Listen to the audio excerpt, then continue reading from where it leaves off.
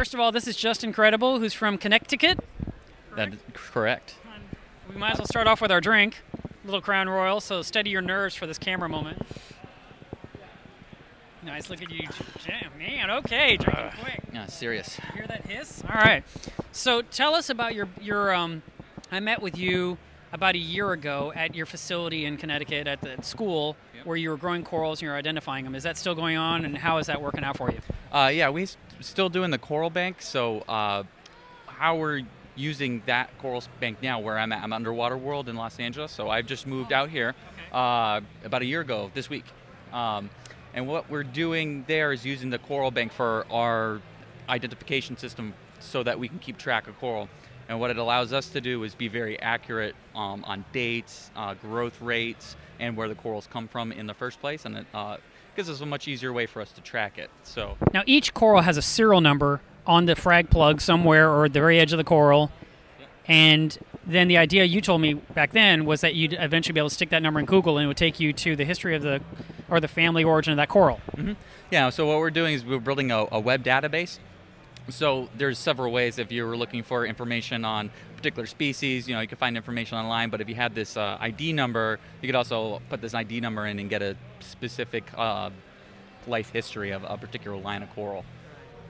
So is there any Just Incredible corals out there?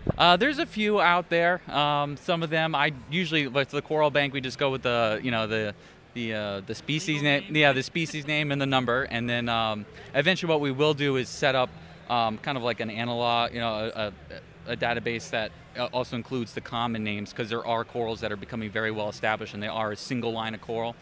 So where we can, we hope to eventually be able to be very specific about who this. Let's see, Purple Monster Acro, Spider-Man, Zoes, Superman, Monty, Superman, Zoes, stuff like that. I might be calling you after we're done here.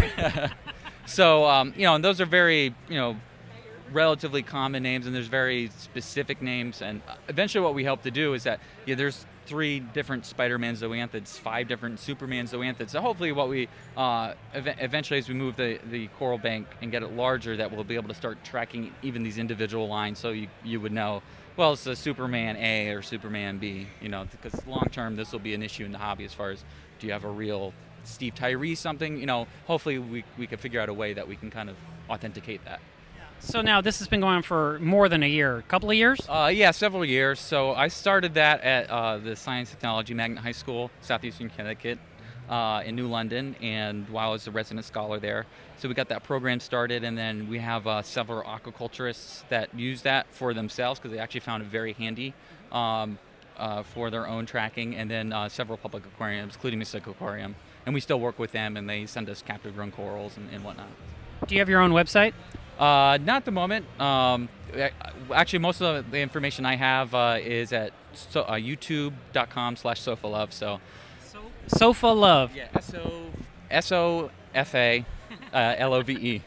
Speaking of YouTube, any future videos coming out by you? Well, I kind of have a slurry of new ones. We've actually been putting 1 or 2 up a week recently, so we've been rather productive. And I've been doing a series for reef builders.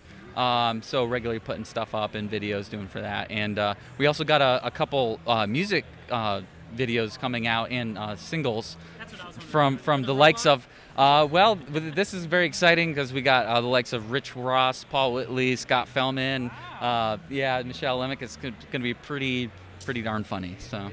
All right, and you mentioned something else to me. Quickly, can you tell me about your new LED light that you're coming out with? Yeah, we designed for in-house use at Underwater World LED so that for our aquaculture and display purposes. And one thing led to another, and we decided to go ahead and mass market it because it was such a great product. We were very happy with it, and everyone else is doing it. So I'm jumping on the bandwagon, and they retail the MSRP for the lowest model is $299, so we're kind of going at the economy level of the market, and it's kind of analogous to 175, 250 metal halide bulb. So just we got specs that are coming out in a website, ecorayled.com. So you can be another couple of weeks before we get that out, and then you can get the specs and find out there's a couple models and see which one would be right for your tank depending.